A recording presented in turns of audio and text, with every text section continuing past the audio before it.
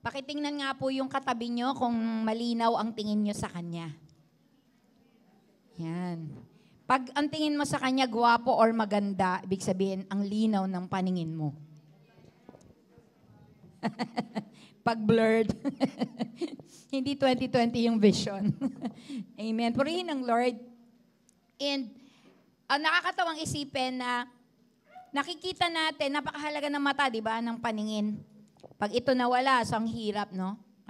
Kailangan mo matutong kumapa, matutong gumabay, di ba? Matutong humawak-hawak, at i-memorize yung lahat ng dadaanan mo. But thank God that we have eyes to see. But you know what? Ang Lord, hindi lamang niya tayo binigyan ng literal na mata para makita natin yung paligid. Kundi binigyan niya tayo ng puso na may paningin. Amen? Yung pusong nakakakita beyond what we can see in our naked eye. Puso sa puso, no? Nararamdaman pero nakikita mo din sa Kanya yung tunay na kalagayan o pinagdadaanan ng isang tao. But this morning, ang ating po pag-uusapan is isang abandonadang babae. Tungkol sa isang abandonadang babae, alipin, di ba? Talagang walang worth yung buhay niya kasi alipin siya.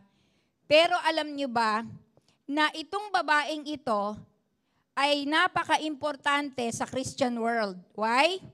Dahil siya ang nagpangalan ng El Roi sa Diyos. Specifically, siya ay documented. In the Old Testament, naging documented yung pagkakabigkas niya or pagkakadescribe niya kung sino ang Diyos sa harapan niya. And lahat ng writers, yung 40 writers ng iba't ibang books ng Bible, di ba? Lahat ng yon ay nagkasundo. At isa nga sa naisulat doon ay yung tungkol sa experience ng walang kwentang babaeng ito.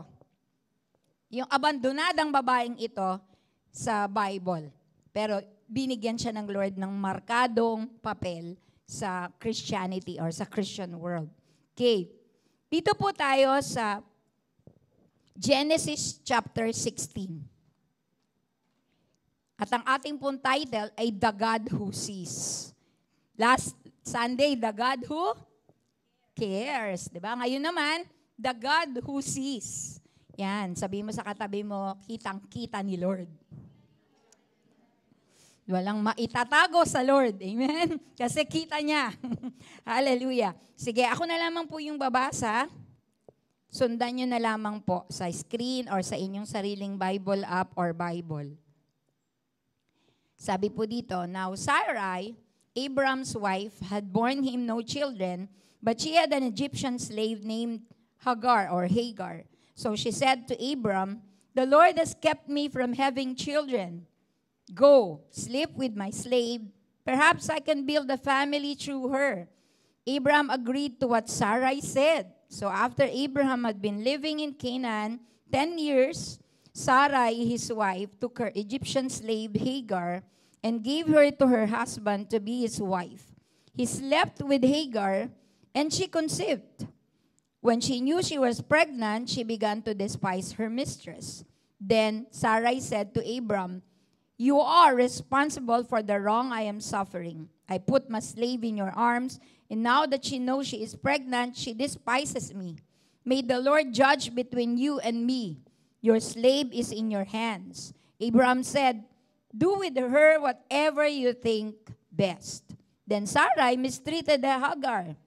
So she fled from her. The angel of the Lord found Hagar near a spring in the desert. It was the spring that is beside the road to Shur. And he said, Hagar, slave of Sarai, where have you come from? And where are you going? Sabi naman ni Hagar, I'm running away from my mistress, Sarai. She answered. Then the angel of the Lord told her, Go back to your mistress and submit to her. The angel added, I will increase your descendants so much that they will be too numerous to count. The angel of the Lord also said to her, You are now pregnant, and you will give birth to a son. You shall name him Ishmael, for the Lord has heard of your misery. He will be a wild donkey of a man. His hand will be against everyone, and everyone's hand against him, and he will live in hostility toward all his brothers. She gave this name to the Lord who spoke to her, "You are the God who sees me." Yan po, dyan po galing yung ating title. "You are the God who sees me, for she said, I have now seen the one who sees me." That is why the well was called Bir Lahai Roi. It is still there between Kadesh and Bered. So Hagar bore Abram a son, and Abram gave the name Ishmael to the son she had born. Genesis 16. Parang ano to, no? Parang sensual na pelikula na ating pinapanood, if we will imagine. Bakit? Kasi sabi ni Sarah kay Abram, sipingan mo yung alipin ko. Diba? Sipingan mo. Ano kaya ang nangyari before this? Bakit may ganong issue na kailangan utusan niya yung asawa niya, utusan ni Sarah yung asawa niya, na sipingan yung slave niya para magkaanak or magkaroon ng tagapagmana? Dito kasi chapter 16 to eh. Sabi mo sa katabi mo, kung may chapter 16, may chapter 15. Yan, so balik tayo sa chapter 15. Okay. May unang sinabi si Lord sa chapter 15, kaya pala nangyari yung chapter 16.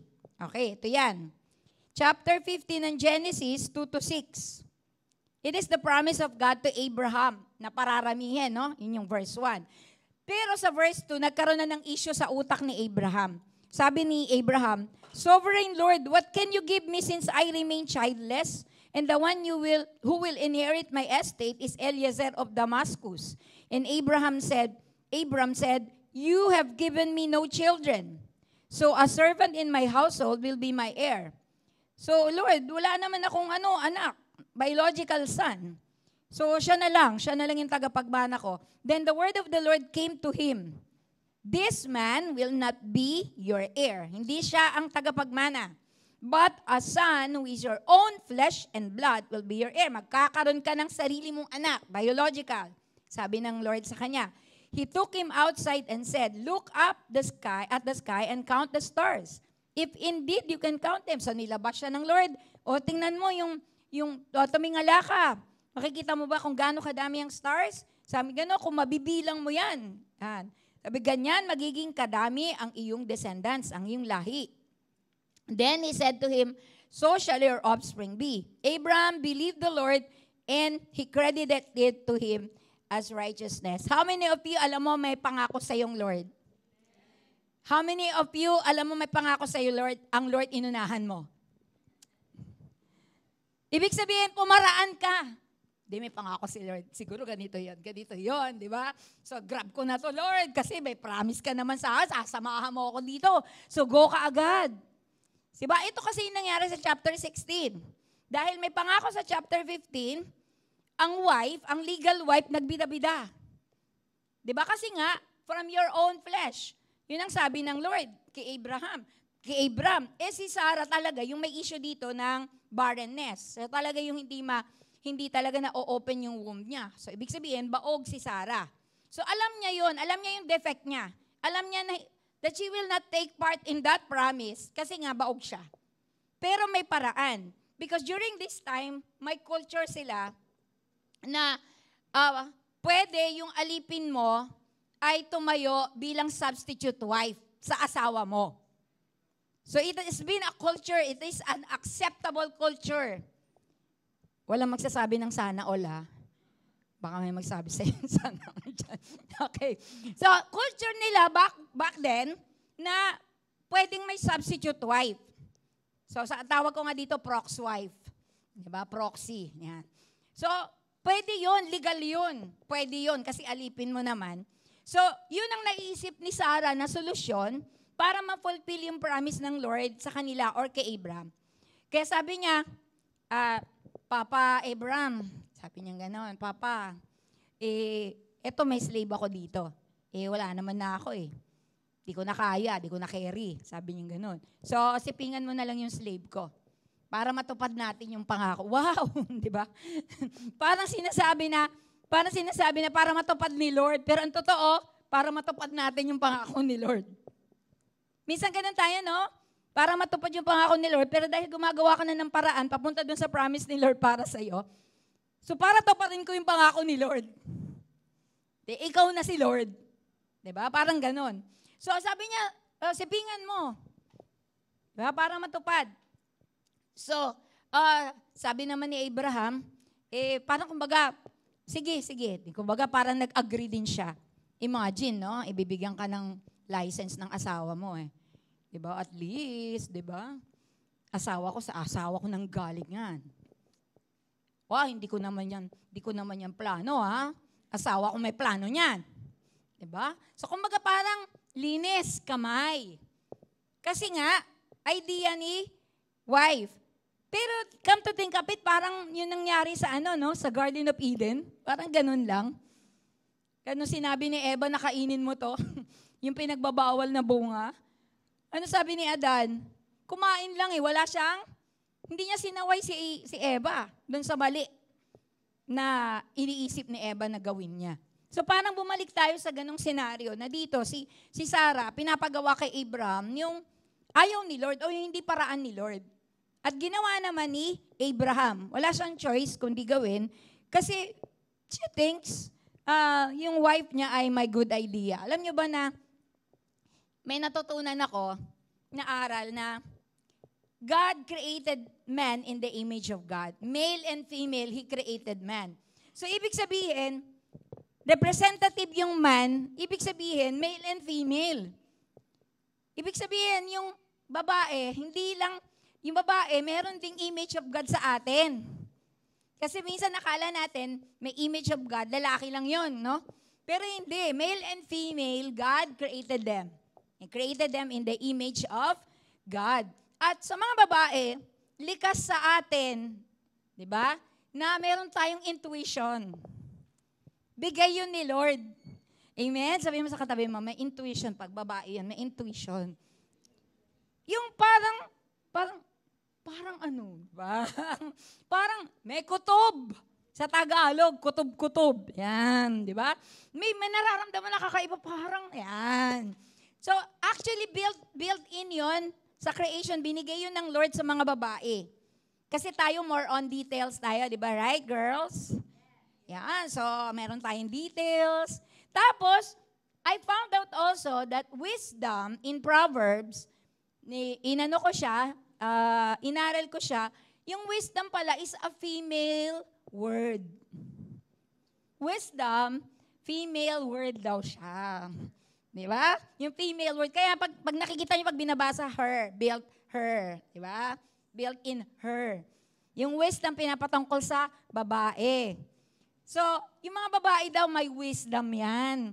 Kaya nga yung ibang mga pastor, sinasabi nila, yung wife daw nila ay ang pangalawang banal na spirito. Ay, teka muna. Yan, yung mga babae, mga ganyan di ba? Kaya lang, dito, di ba, kitang-kita naman, no? Kaya lang dito umover si Sarah. Oo. Meron tayong built-in na gano'n na character na binigay ng Lord. Pero, we will use it according to God's term pa rin. According to God's, allowing us sa proportion na kailangan natin siyang gamitin. Dito nag-over si Sarah. At si Abraham, wala siyang choice, kundi sundin ang kanyang asawa. Anong pinaka-loser dito, sa tingin nyo? Sa perspective natin, no? 3 tao to Ang pinaka-losing end dito talaga, si Hagar. Kasi nag-uusap yung mag-asawa at the expense ng ikakabagsak ng isang tao. Di ba nagpaplano? One time, nasaktan ako masyado kasi maraming chismis noon, hindi pa kami married ni Paz. Maraming chismis noon na ipakasal na yan, kasi ganito, ganyan, baka magkasala pa yan, yung mga ganyan, date ng date, yung mga ganyan. So, narinig ko yun. So, pinag-uusapan yung relationship namin, pinag-uusapan na narinig ko. Ang sakit nun, di ba? Ang sakit nun. So, parang nagkaroon ako ng galit, pero somehow, when I pray to God, I realize, these are my leaders. And they want the best for me. Di ba? Tama naman, no? na kailangan mag-ingat, kailangan iayos. Pero kapag ka ikaw, feeling mo, pinag-uusapan ka lang, di ba? Talagang masasaktan ka. Naiintindihan ko yung nararamdaman ni Hagar dito. Pinagpaplanuhan yung buhay niya. Di ba? Kung tayo yung pagplanuhan yung buhay natin, kaya lang, yung position niya kasi si slave. Slave siya So wala siyang choice kundi sumunod at magpasakop. Ano man yung plano ng master niya, wala siya magagawa kundi sumunod. Kasi nga slave siya. And when I research on books na ang author mga Hebrew, talagang mga Israelite, mga Jewish people, meron akong isang e-book na nabasa na ito daw palang si Hagar ay hindi siya talaga slave. Hindi siya galing talaga sa slave family, kundi siya ay prinsesa sa Egypt. According to sa e-book na na-research ko. At marami sila na nag-agree na nung time nung Abimelech days, naalala nyo? Na nung pumunta sila Abraham sa isang lupain, dahil sa takot nila, kailangan sabihin na si Sarah ay kapatid niya. Totoo naman, kasi magkakamag-anak sila nun, mga distant relatives. So, pero, may yun, half truth, half lie. Diba? Ibig sabihin, kaya niya lang sinabi yun para ma-spare na mapatay sila or mapahamak sila. Pero nung time na yun, parang nagkaroon ng salot or nagkaroon ng peste doon sa lugar. Kaya nung malaman ng Pharaoh na mag-asawa pala talaga sila, so talagang natakot siya. Tapos, sinabi niya kay Abraham na magkaroon tayo ng treaty or i-release niyo yung blessing sa amin. Tapos, nung umalis sila, pinabaunan sila ng maraming mga kayamanan. At sabi dun sa book, ay isa daw doon yung ipinledge yung prinsesa or yung anak ng Pharaoh. So, maaari, no? Hindi man natin sigurado, pero kung may basis naman itong mga itong nagkukwento, maaaring hindi sanay si Hagar sa kalalagayan ng isang slave. Kaya lang siya ay pinatapon mula sa Egypt, pinatapon siya sa ibang lupain, parang premyo, ginawa siyang premyo, para lang mawala ng salot doon sa lugar nila. And wala siyang choice. Hindi man siya sanay sa ganung kalalagayan na sa slave, kaya lang alam niya na ang posisyon niya ay slave. Imagine, no? Pinag-usapan yung kanyang magiging future, yung lahat ng gagawin sa kanya. Diba? So, kumbaga wala na siyang sariling desisyon sa sarili niya. At pagkatapos nga nito, ang nangyari ay, wala siyang choice, sumiping siya. Pumayag siya na magkaroon sila ni Abram ng something-something. Ayan.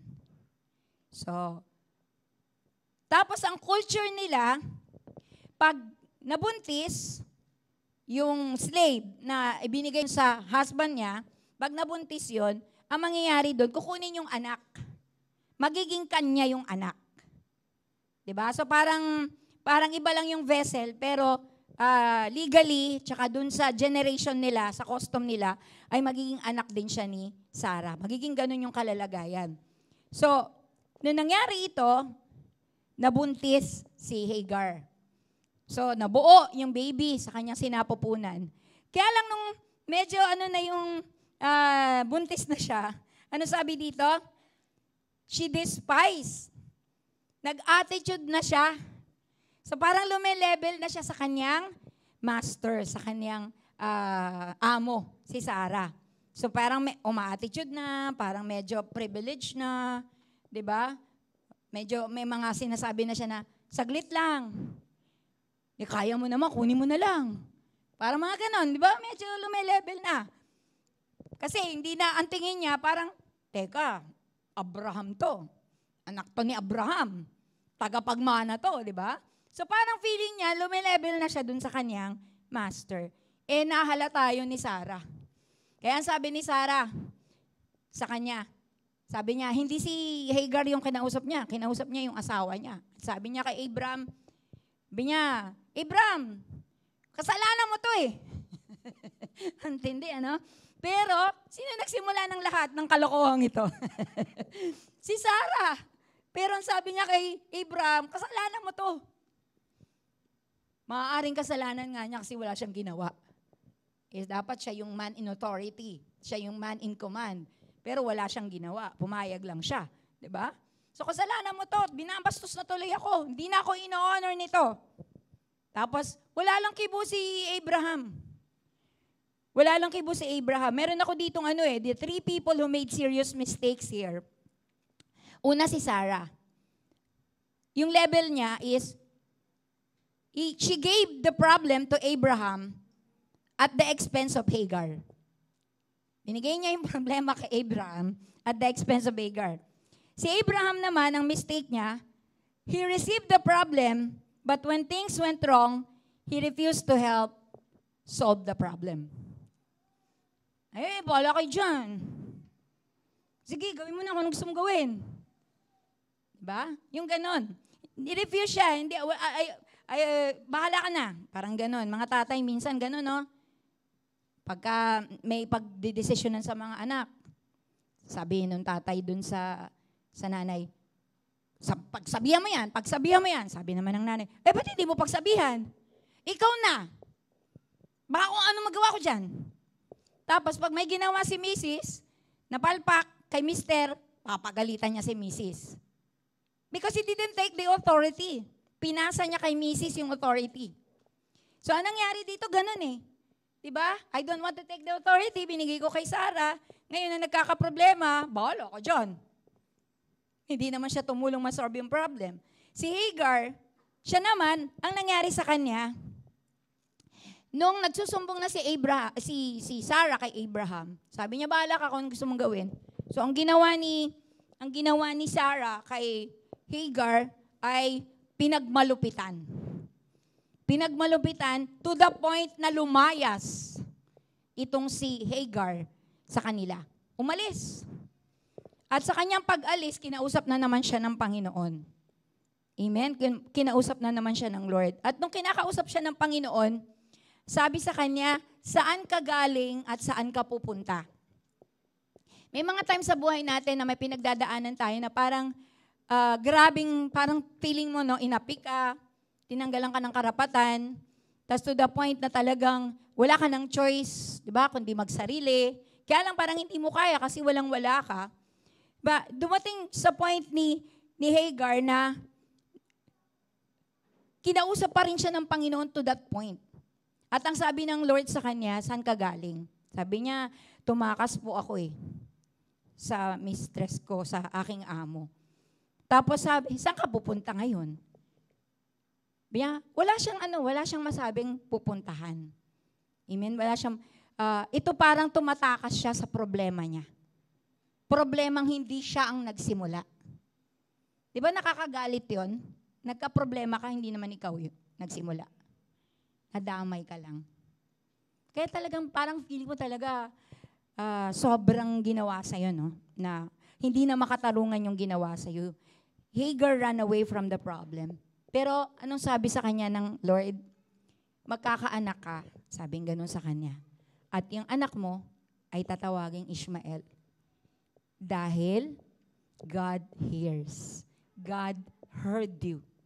So, una, the God who sees, ano sabi dyan? The God who sees also hears us. Naririnig tayo ng Panginoon. Hindi lamang nakikita ng Lord kung anong sitwasyon natin, pero gusto ng Lord magsabi tayo sa Kanya.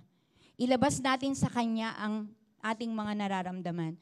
Ilang years na tayo nag-church, pero yung pag-church natin, minsan nagiging religious way of knowing God in our life. Hindi siya nagiging relational.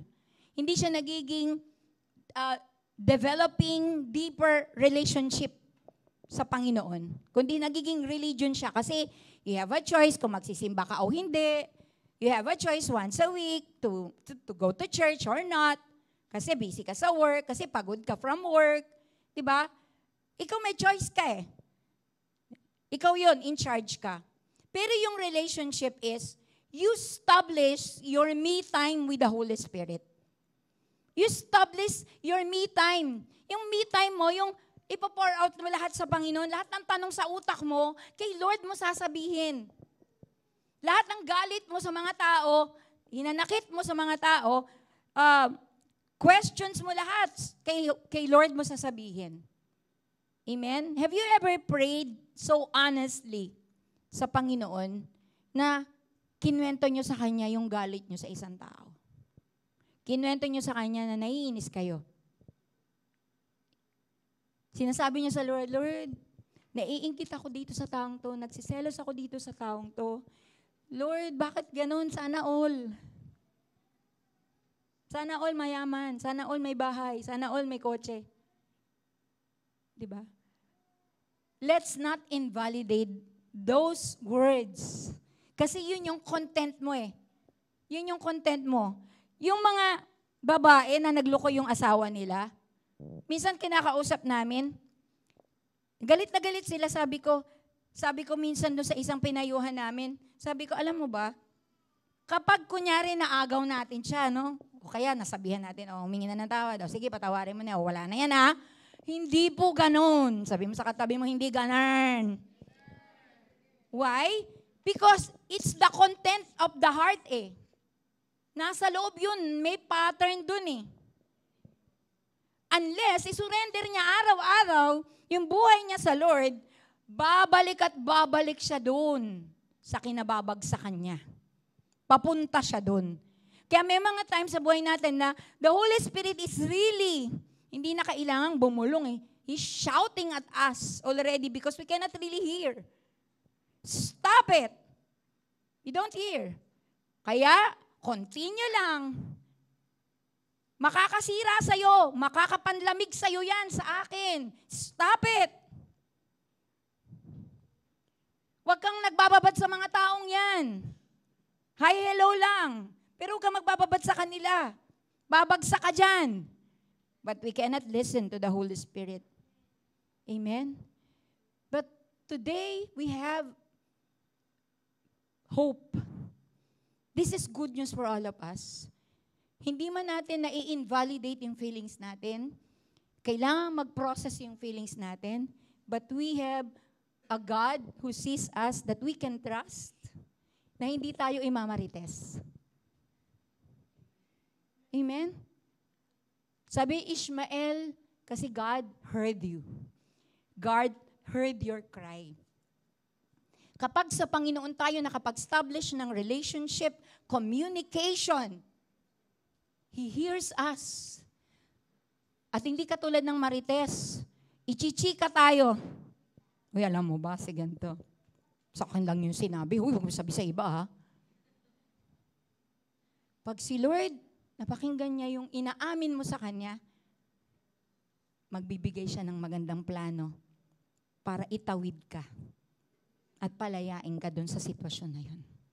At hindi ka niya hahayaang bumagsak. Kasi mga marites, minsan walang magawa yan eh, kaya tuloy-tuloy yung bagsak mo eh. Kaya next time, mag-pour out ka ng problema, unahin mo na sa Lord. Para hindi na mamarites. Unahin mo sa Panginoon. The problem with us, we don't really develop our me time with the Holy Spirit consistently. Disciplined. Siya sa simula, medyo nahihirapan tayo, no? Kasi, pastora, hindi ko na matuloy-tuloy kasi may patlang-patlang ako eh.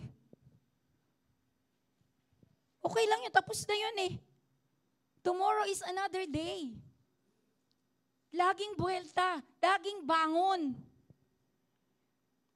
What you can do? Meron ako isang kanta, narinig ko kaninang umaga. Sabi, as long as there is breath in your lungs, you're not done. Diba? Ibig sabihin, huy, umihinga ka pa. Buhay ka pa. Minsan kapag nawala ka ng trabaho, wala na, tapos na. Paano na lang yung pag-aaral ng mga anak ko? Pag yung mga deal mo, hindi natuloy, wala na. Wala na naman akong kita. Diba? Pero yung ini-encourage tayo ng Lord the Holy Spirit is the breath of life. At pag feeling mo hindi ka na makahinga, when you talk to Him, nabubuhay ka uli.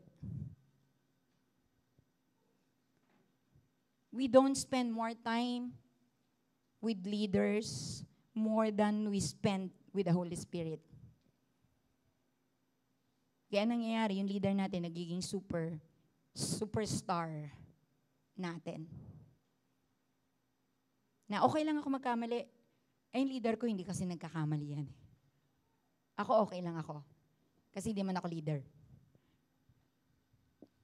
Pero what the Lord is telling us this morning is, kung hindi tayo ngayon mag-establish ng relationship with the Holy Spirit on a daily conversation with the Holy Spirit, first thing in the morning, or first thing we woke up, or we wake up, pag hindi tayo mag-establish niyan, lagi tayong pabagsak sa lahat ng mga sorpresang mga hamon na darating sa buhay natin. Hindi natin makukontain, hindi natin makakayanan. Pwede siguro huhugot ka sa lakas ng karakter na meron ka. Strong ako eh. Kaya ko to. Yung ano nga eh, nalagpasan ko, ito pa ba? Hanggang kailan mo paninindigan ng yabang mo? Kung pwede ka namang araw-araw umiyak sa Holy Spirit at humingi ng tulong. Because God hears. Eh ano kung ulit-ulit kang pumabagsak? Eh di ba ulit-ulit ka ding bumangon? And admit to the Lord, Lord, why am I so weak? Lord, I am so weak. But you are strong in my life and make your strength perfect in my weakness. Make it, Lord. Wag yung, wala, pastora, marupok ako eh. Hindi ko na talaga kaya, pastora eh. Okay na to, at least nakikinig din naman ako ng Word of God eh. No, God doesn't want just na pakinggan natin siya. He wants to speak to us. At gusto niya rin marinig tayo na nagsasabi ng lahat. Although alam na niya, gusto niya marinig tayo. Kaya yun ang sinasabi niya kay Hagar. Naririnig ka na. Naririnig ka ng Diyos. Ituloy mo yan. May magandang plano sa anak mo. Amen? So kumbaga parang, wag mo na munang isipin yung si Sarah at si Abraham. I really love the Holy Spirit when He is telling me na wag kang masyadong mag-focus dyan. Kasi minsan gano'n, no, when we cry out to God, para kang depressed na tao na alam mo na kagad yung sasabihin mo, pero hindi ka willing makinig. Mga taong depressed, gano'n. Salita lang yan ng salita, pero hindi yan makikinig. Meron na yan dun sa utak niya. Marami na yan, meron na yan, tali-tali na yan. Sunod-sunod na yan.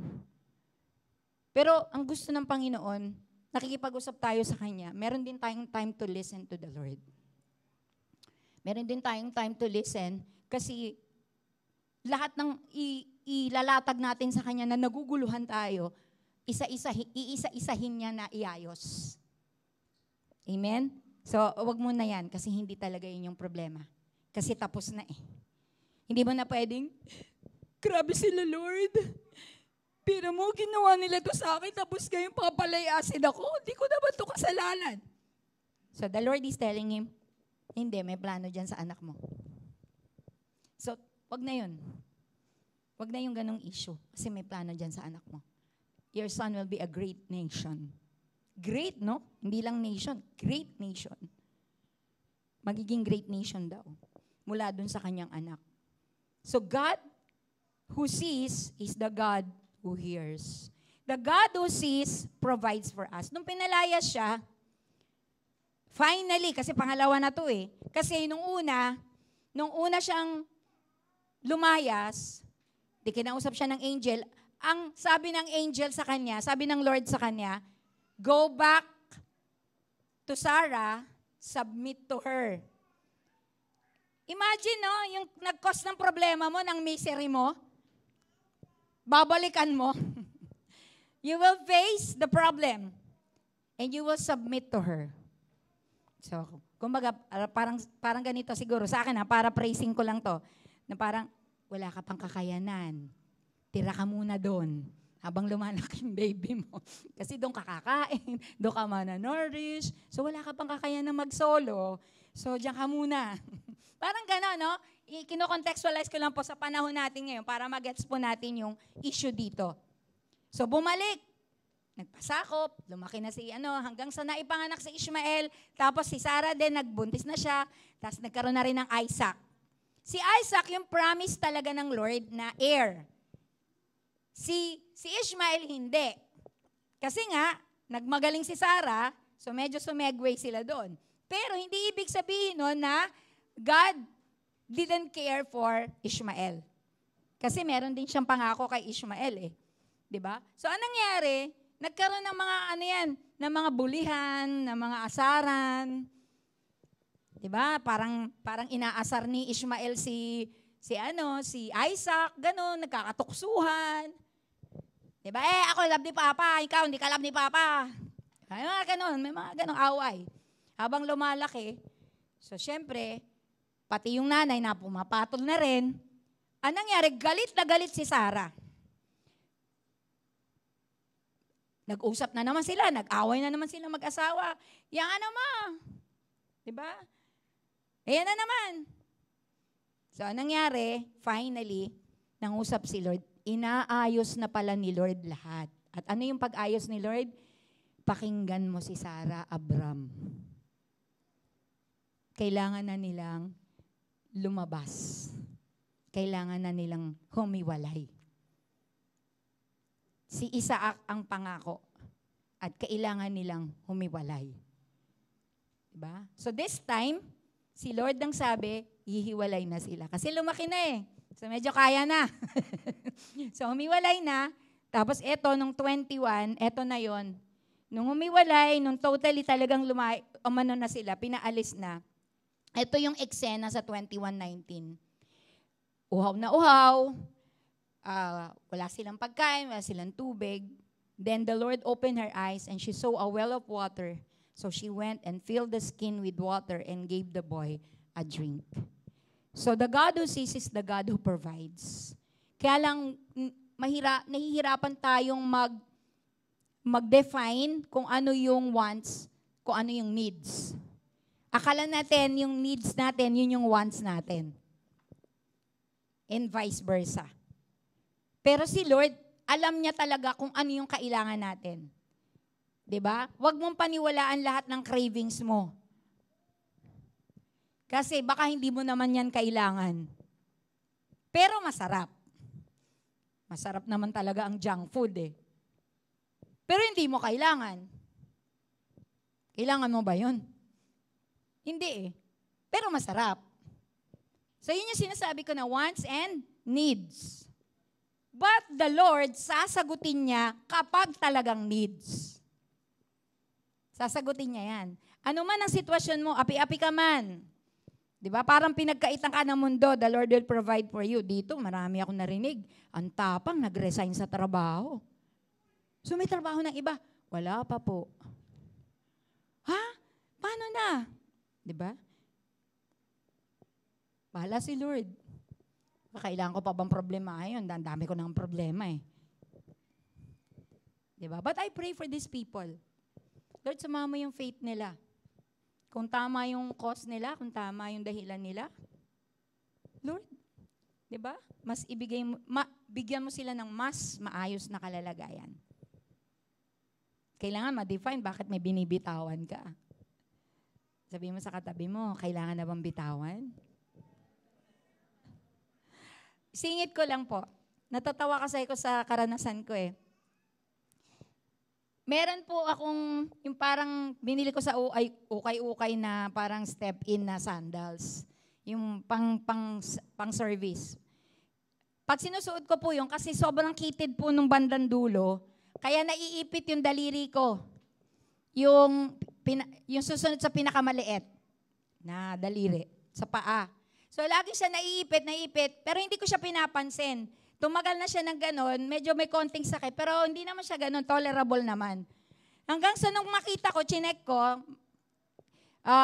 ko yung ano ko, nangingitim. Sabi mo sa katabi mo, condolence, namatay yung kuko ko. Namatay siya. Tapos nung namatay siya, dinililinis ko na yung nagpe-pedicure ako. Nakaangat na pala siya. Nakaangat siya. Tapos, di isa-isa ko siyang kinakat. Siyempre, nag-iingat ako kasi baka pag nahila ko yun, dudugo yun, di ba? So, habang tinatanggal ko yung nasa ibabaw na patay, nakita ko, meron na palang bagong kuko. Kaya pala, umaangat na yung patay. Kasi meron ng, meron ng, tawag dito, nagre-regenerate. May nare-regenerate dun sa kuko ko na bago. Tapos, kahit na tinanggal ko na yung huling nakadikit, hindi ako nasaktan kasi patay na siya. 'Di ba? Kaya pag may bibitawang kang patay, 'di ba, hindi yun masakit. So, needs, wants, the Lord will provide for your needs. Amen? For your needs. Then, kapag na-provide yung needs mo, then you will serve the Lord with gladness in your heart. Pati yung mga wants mo, dahil sinuko mo sa Lord, ititreat ka pa niya. Ako naranasan ko noon yun kasi noon, hirap kami, mga baby pa sila, mga anak namin, hirap na hirap kami. To the point na nangarap ako, na kapag Pasko, makatikim ako ng hamon. Dumating ba yun sa inyo na nangarap kayo na sana may hamon naman pag Christmas? Dumating po ako sa ganung point, sa sobrang hirap. Pinangarap ko yun. Alam niyo po, sa pagsaserve mo sa Lord, kung baka parang, okay lang Lord kahit wala. Basta Lord, request lang yun. Di naman ako mamamatay kung di mo ako bibigyan. Parang ganon. So, pero sinabi ko pa rin. Maganda talaga sinasabi natin lahat kay Lord, di ba? Kasi siya na yung nagko-quality control Paala na siya, mag-quality control. Alam niyo ba, may dumating na hamon. At meron pang isang hamon. At meron pang isang hamon. Ang dami naming hamon. Hindi ako bumili. Umulan ng hamon. Diba? Sometimes may ganun si Lord sa atin. Yung parang, sige bahala ka na Lord. Let it be, take control in my life. Pero alam niya, nakikita niya kung anong gusto mo pa And He treats you so much. Because nakita niya yung puso mo, inuna mo siya. The God who sees sustains the abandoned. Have you ever felt in your life na binitawan ka ng mahal mo sa buhay? Nilaglag ka ng mahal mo sa buhay? Pinabayaan ka? Pinalayas ka? Dininay ka, tinanggi ka, nireject ka, tinanggihan ka? Have you ever felt abandoned in your life? No, the Lord will sustain you like He did to Hagar. Talagang abandon siya ng Egypt. Tapos outcasted na siya kasi nga, hindi naman siya Hudyo So slave na siya, pinalayas pa siya. So sobrang baba na ng kanyang kalalagayan. Sobra talaga na abandonment yung nangyari sa kanya. But, sinubaybayan siya ng Lord. Sabi ng Lord sa 70:20, For Ishmael, I have heard you. I will surely bless him. I will make him fruitful, and he will greatly increase his numbers. He will be the father of 12 rulers, and I will make him into a great nation. Amen? Ang Tagalog ko ng sustain, sustento. Sustento. Meron kang daily sustento. Kahit ikaw ay na-abandon na.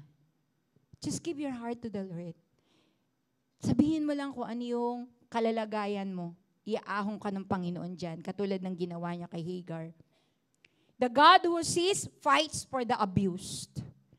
Sobrang abuso to na ginawa sa kanya, di ba? Baka nga, nung time na yon virgin pa siya Kasi wala namang ibang sa kanya dahil bata pa naman siya na naging slave siya. Egyptian girl sabi Egyptian girl slave. So, ibig sabihin, medyo bata pa. Pinasipingan kay Abram. So, parang rape case din yun, Kaya lang, wala siyang choice kasi slave siya So, sobrang abuso. Pero nakikita ng Lord, lahat ng mga feeling abused, verbally, physically, this morning, the Lord will fight for you. Meron tayong pwedeng gawin, pwede nating patawarin kung sino man yung nakasakit sa atin or nag-abuse sa atin. But even then, justice will be served for us because He is the God of justice. Amen? He is the God of justice. Huwag tayong mag-alala. So the God who sees fights for the abuse. Sasabi dito, pinaglaban siya ng Panginoon at hinanda pati yung future ng kanyang anak. So if ever there are pain in our life, painful experiences, mga masasakit na karanasan sa buhay natin, lagi nating iisipin, we can always cry out to God. We can always have at me time with the Holy Spirit. Nararanasan ko to noon medyo kasi to, no? Kailangan pang i-explain. Pero when I was baptized with the Holy Spirit, nagkaroon ako ng speaking in tongues. Tanungin nyo na lang ako if you want to go further with this topic, no? Pero gusto ko lang i-share yung testimony ko. Nabaptize ako, tapos ang initial evidence na natanggap ko is speaking in tongues.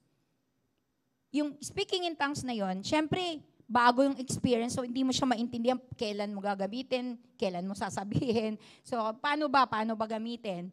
So, nangyari sa Acts chapter 2, for the unbelievers yung nangyari dun Kasi, yung mga uma-attend nung time na yun, yung mga tao nung time na yun, nung nag-speaking in tongues sila, with different languages yun.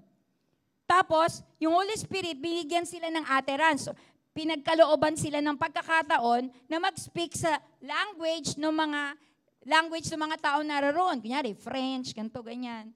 So, nakapagsalita sila ng mga wika. Tapos, yung preaching ng gospel yun, yung sinasabi. So, naintindihan nila kasi yung isa French, naintindihan. Ay, French yun. Uy, ganun yung sinasabi. So, naintindihan for the unbelievers. Paano pagka gusto mo lang mag-tongues? Diba? So, nung time na yon, ang itinuro sa akin ng Panginoon is praying in tongues. Kasi hindi ka sigurado kung yung tongues mo para sa church ay may interpretation. Kasi sabi ni Paul, kailangan may interpretation para ma-edify ang buong simbahan. Pero kung wala, hindi ka sure, papatest mo pa yun sa mga leaders mo, sa pastors mo, edi personal mo na lang. So, nangyari po sa akin, nagkaroon ako na-develop ako into intercession, nagpe-praying in tongues po ako.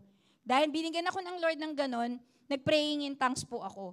So, nagpe-praying in tongues ako, may mga testimonies po ako na nakikita ko lang ng mga tao after ng praying in tongues ko, nakikita ko lang sila sa vision ko, tapos ipagpe-pray ko na sila. So, inaisip ko, siguro yung praying in tongues na yon, dahil si Holy Spirit lang yung nakakaalam nung kung ano yon, ginagamit niya akong vessel para makapagpalaya ng mga tao somewhere, somehow, whoever they are.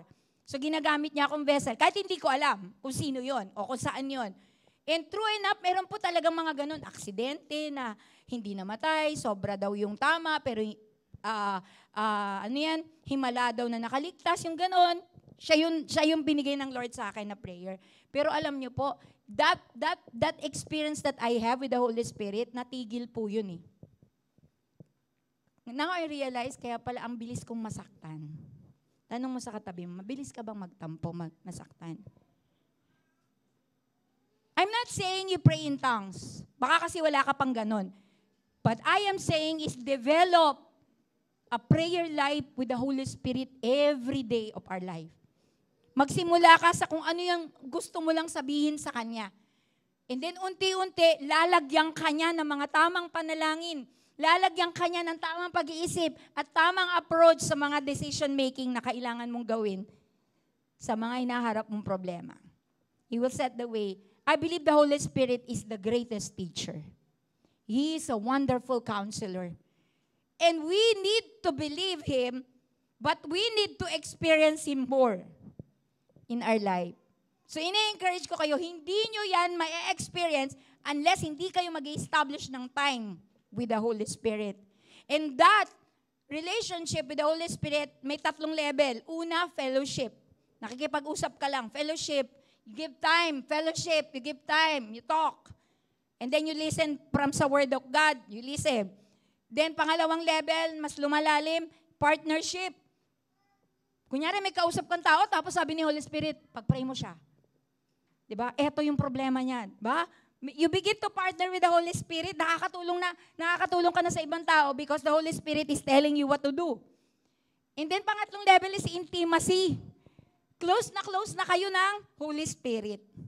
Nakaka-mediate ka na between the living and the dead. May nakaka-mediate ka na. Nauugnay mo na, napapalapit mo na sila sa Diyos. Because you are that intimate with the Holy Spirit. Amen? With all the pains that we are suffering, there is a way out. Yung isang testimony ni Enchang Kaimo, na asawa ni Marie Kaimo, yung life story po niya ay sobrang daming immorality na naganap sa buhay niya. Na-addict siya, tapos talagang grabe yung nangyari sa kanya. Pero may isang katulad ni Hosea, si Marie Kaimo, na pinakasalan siya, dinala siya sa Panginoon. Tapos, nung dinidil na siya, ang therapy na ginawa sa kanya ng mga Christian counselors is pinapunta sa Baguio, sa bingit, sa bangin, sa cliff, pinapunta doon. At sabi, lagyan mo ng pangalan lahat ng mga inabort mo. Lahat ng mga pinalaglag mo na baby. Lagyan mo ng name. Tapos, nilagyan ng name, isa-isang kinakausap ni Enchang Kaimo at humihingi ng tawad. And she was shouting at the top of her voice. Dahil nasa bangin siya, sino makikialam? Sinong nakakarinig? Only the Lord. And after that, na-release siya. Kaya pag nagtatestimony siya, release na siya. Minsan tayo pag nagtatestimony, parang sariwa, parang kahapon na nangyari. Hindi talaga na-process. May sakit pa rin. May struggle pa rin. Amen? So this morning, I want you all to stand up. Alam niyo ba na minsan yung masasakit na nakaraan, meron ako narinig sabi, pain is a potential power. Amen? Ayaw mo natin ng pain, pero ginagamit ng Lord yung mga masasakit na nakaraan para maging rebound mo yan, maging strength mo yan. Sabi dito sa conclusion, no problem is too complicated for God if you are willing to let Him help you. Ang Diyos na nakakakita ng lahat sa atin ay makikita din natin habang hinahanap natin siya na tanging pupuno sa lahat ng kulang sa puso at isip natin. So this morning, I want everyone, lahat ng nakaranas na parang naging duwag, natakot, na-confuse. Tapos na-suppress niya yung mga damdamin na yun. Hindi niya na-i-address ng tama sa Panginoon.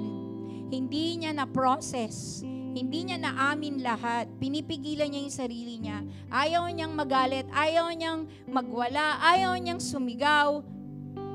Inaayos niya yung damdamin niya. Pero the more na inaayos niya yung damdamin niya, the more na lumalalim yung sugat niya. If you are that or in that situation, I want you to come in front. And let us help one another. Nadalhin ang mga panalangin ito sa Panginoon. Hikbi, iyak sa harap ng Panginoon. Let it process in your heart. Hayaan mo lang. Hindi karuwagan na aminin mga pagkakamali mo. Si Abraham, si Sarah, aminado sila sa mga mali nila. Sumunod sila sa Panginoon. Lalo na si Hagar. Bagamat hindi siya yung pinili, nakita niya may magandang plano ang Lord sa kanya. Hindi mo nakikita yung magandang plano sa iyo ng Panginoon. Kasi hindi mo nililay down lahat ng issue sa utak mo sa mga nangyari sa iyo. Kanina kinuwento ko, I was rejected sa mga unang leaders dito sa church. Nireject nila ako, sinabihan nila ako ng kontrabida, sinabihan nila ako na kaya lang sila nandito because of Pastor Vidal. But that day, na narinig ko yun, nagkulong ako sa kwarto, umiyak ako sa Lord, at sabi ko, Lord, this is the last time na iiyak ako. sa ganitong mga issue sa aking leadership, sa ministry na binigay mo sa akin. And true enough, the Holy Spirit helped me. Although yung mga sumunod na araw, sakit-sakit pa rin ang nararamdaman ko. Feeling ko ayoko silang batiin. But then I began to forgive them. I began to smile at them. I began to forget everything that they have done that caused me pain. I release forgiveness. And every day, I am declaring, I have forgiven them, I have forgiven them. At kahit maulit pa nila yung ginawa nila, pinapatawad ko pa rin sila. It's not about me. Maybe, mga tao din na nasaktan ko, humihingi ka rin ng tawad. Hihingi ka rin ng tawad sa mga taong nasaktan mo.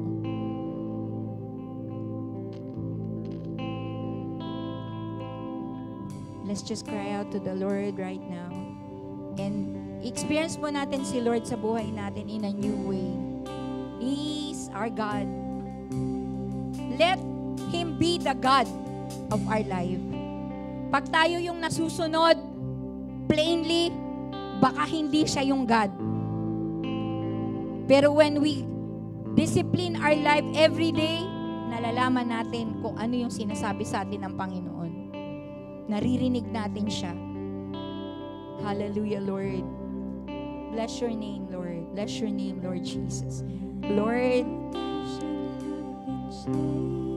naririto mga anak mo, Lord. Naririnig mo sila, Lord. You just bear out yourself to the Lord. Kausapin mo ang Panginoon. Sabihin mo sa Kanya, Lord. Pwede mong sabihin ngayon, Lord, last na to, Lord. Last na tong kababawan na to sa buhay ko, Lord. Last na tong galit na to, Lord. I release it to you, Lord, this morning. I release everything to you, Lord.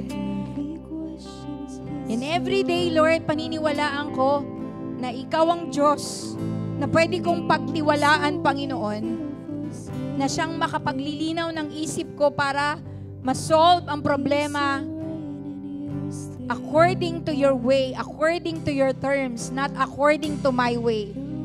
I pray, Lord, that if ever may mga mistakes kami, makita namin ngayon, Panginoon, makita namin yung mga mali namin sa buhay namin, makita namin yung mga undisciplined activities, Lord, in our life. And Lord, forgive us, God. Patawarin mo kami, Panginoon, yung tigas ng ulo na meron kami, Lord. Durugin mo, God, in the name of Jesus.